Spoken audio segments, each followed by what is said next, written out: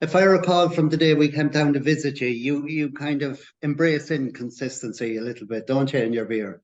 Yeah, and I mean, this was one of the discussions with one of the brewers. He was saying, one year we can get perfect malt in our country, and the next year we may not get perfect malt.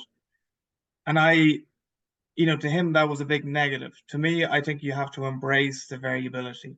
Each year is a different growing season, and you may get variable grain.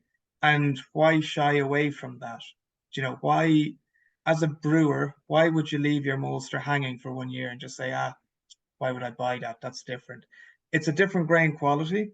It may not produce your blonde lager or something like that, but you may be able to produce a beer with it. So in Mm. terms of keeping a local system and a circular economy, it would be worth it for you to buy that grain, but you might have to change that beer to fit that mold. Um, and that's we embrace that variability because the idea is to celebrate nature and celebrate kind of that we do have variable weather systems. If we don't talk about it, customers will never realize that the weather changes and there's challenges for farmers. And the same as there's challenges for brewers. So let's talk about the challenges for the brewers, but equally the challenges for the farmers and the maltsters. And that's by having a slight variability between our beers and between years, as long as we're able to explain to customers and say, look, this is this year's batch. This year, the farmers had an absolute challenge and we're helping them. This is producing a different beer. It's not exactly the same beer as last year, but we still believe that it's got a good flavor. It's got a different flavor, but it's good, still good. So that's up to the brewer to be able to be skillful enough to make a good beer using that grain. So that is, and that's I do.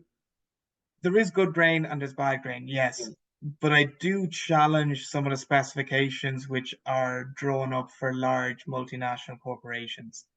Do they need to be the specifications that you need as a small microbrewer? I would challenge that. And particularly in beers that use higher protein and things like that, we add wheat to beers.